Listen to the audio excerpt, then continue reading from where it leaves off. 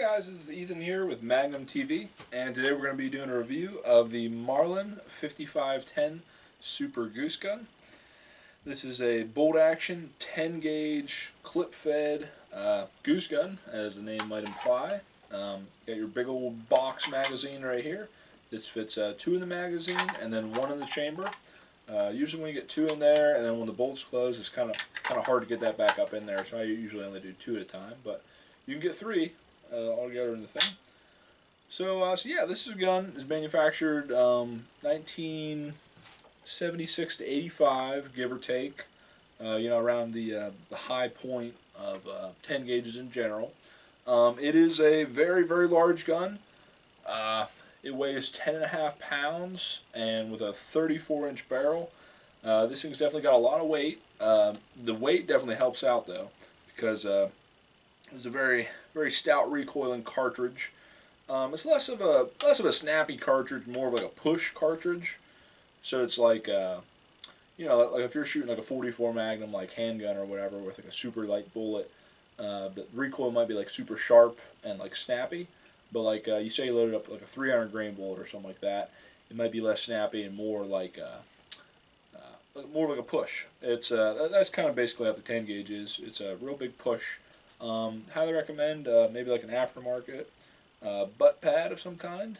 There's an aftermarket one on here. I didn't put it on here, but yeah, maybe the first couple times shooting it, you don't want to get bruised up. Maybe wear like a sweatshirt or something like that. But yeah, so yeah, I bought this gun at a gun store. The dude who had owned it, he had modified it a little bit. So this one, this particular example, is drilled and tapped on the top, so it's not like perfectly original. This finish, it has been refinished. When I got it, the dude also had this whole thing painted black. It was just ugly as sin.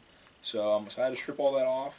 And I had a little bit of it's just like really old Birchwood Casey gun stock wax. And it was laying around, and I figured, what the heck I'd do at test area, because after I'd ripped off all the black paint that was on it, all the finish was tore up.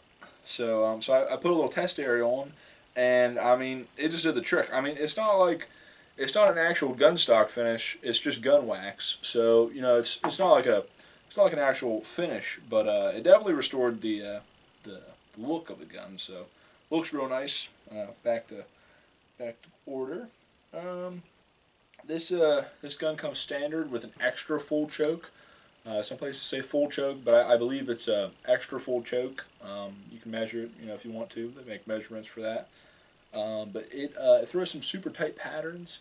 I haven't taken it out hunting, but it is advertised as a goose gun, so this would make an excellent goose hunting gun or a turkey shotgun, especially with that extra lead that you're able to throw with this.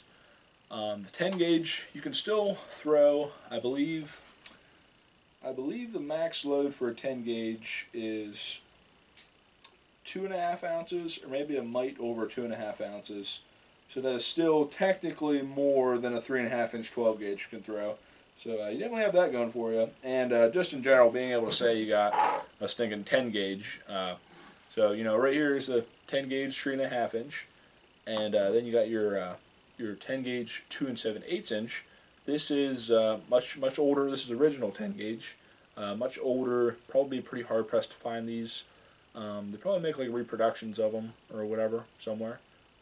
If you reload, which I highly recommend reloading for the 10 gauge to save your butt on ammo, you can probably make these pretty easy with a roll crimp.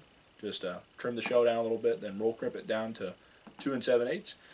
Just thrown in here for a little close up here. This is a 12 gauge 2 3/4 inch standard shell, and this is a 2 7/8 inch 10 gauge shell, and then there's the full 3.5 inch 10 gauge shell. They definitely make a very light, pleasant load. And right here is just a 12 gauge 2 3/4, just for comparison to those 2 massive shells. Yeah, overall, highly recommend this gun. I mean, at the very least, if you're not going to go out, blasting geese or turkeys, it is quite the conversation piece. You have this thing hanging up on the wall. I mean, this thing is probably the biggest hunk of wood you're going to find on a gun, and probably the biggest bolt action too. I mean, the sheer, because it's a 3.5 inch shell, You know, maybe some elephant cartridges are 3.5 inches long, and you know, maybe some of them are as big around as a 10 gauge, but I highly doubt it. It's probably like the biggest bolt action you could ever hope to find. And yeah, very cool gun. Hope you guys enjoyed the video, and see you next time.